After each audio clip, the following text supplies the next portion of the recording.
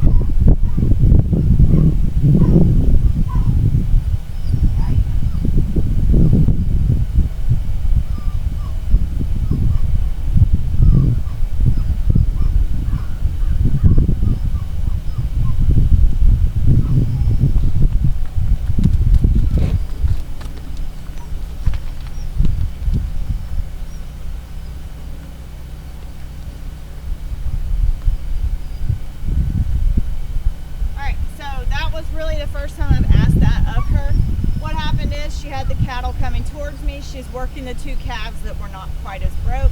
She was doing an okay job. She started getting pretty close, kind of starting to feel like she needed to push on them. But if she would just have a little patience in there, I think the calves would have gone with their friends. They were moving, they weren't challenging her. So the closer she got and the more she felt she needed to push, the more they were being a little bit resistant to her. And then what happened is they passed me. So she forgot about the task, which is to bring me livestock, and push them past me. She didn't do anything particularly naughty, but I already want to go ahead and teach her that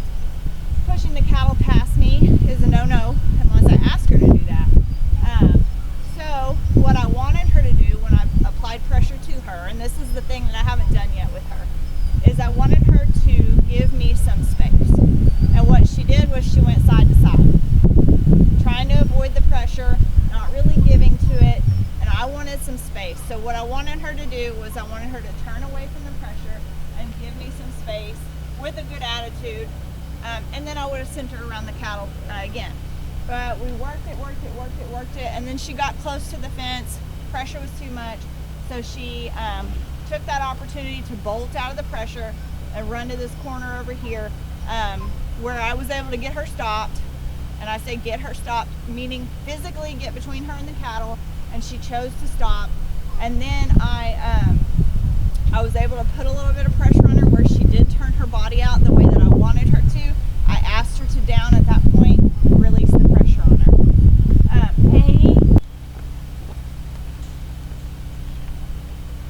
So we'll probably work a little bit on that in this session, because she's going to need to give these calves a little bit of space. She doesn't need to be right up on them all the time. She doesn't need to be following super close at their heels. So if I step into her, I want her to give me some space, not just try to get around me. She responded pretty well to her down. When the calves started getting a little interested in her, she got up. So that was her effort to get away from pressure again. So this isn't just a human-dog interaction thing. It's a dog-stock interaction. It's her genetic desire to move away from pressure, and her response to that is just a mentally programmed deal. So it's not, so again, when I say we're working to get her response to pressure correct, we're working with what she gives us, but we're trying to refine that the entire time.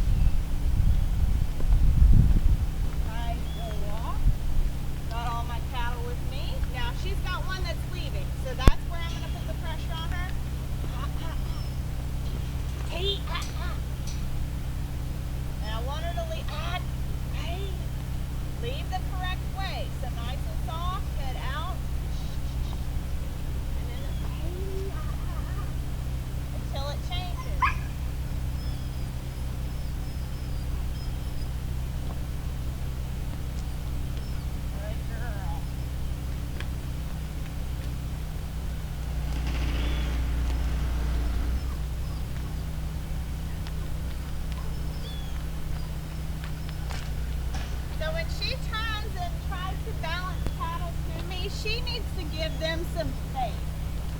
So what she's doing right now is harass. Hey.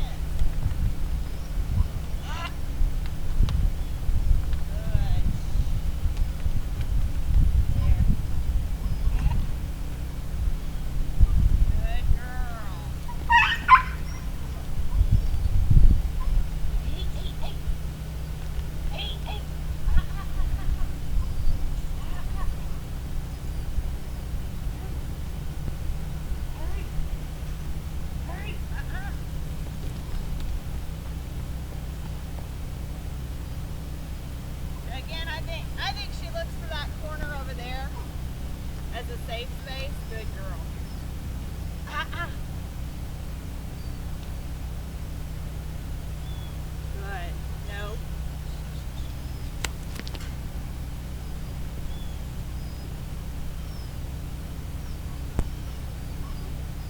Good girl. Beautiful. Hey. See how my calves are leaving me? That means she's in the wrong place. That was what I told her.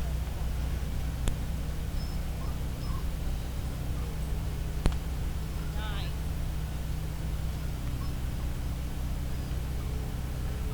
Good.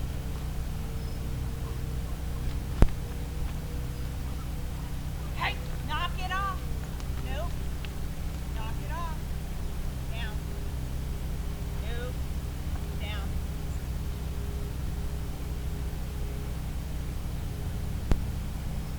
Nope. Good. Good.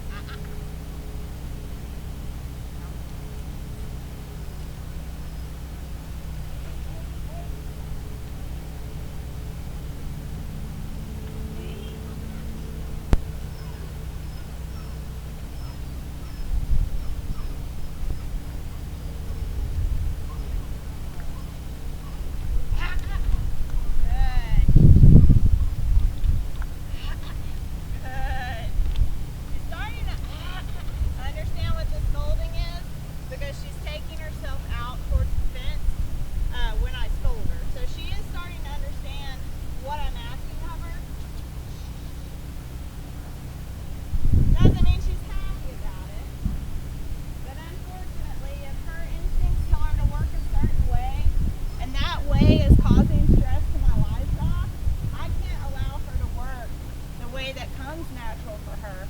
I have to ask her to do things that is going to make my livestock easier to handle.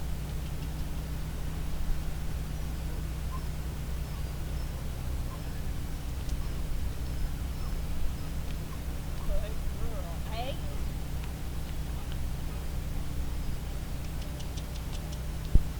Good girl. And a lot of times if you just put dogs in that situation where they can see that they don't have to get rough, they don't have to get crazy, they don't have to work in the adrenaline. If they want to work, if they really have drive to move livestock, they'll soften up and they'll get nice because they don't get kicked, they don't get run over, they don't get yelled at, things don't get crazy.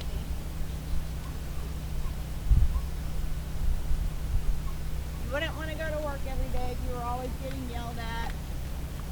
You were always causing a big mess.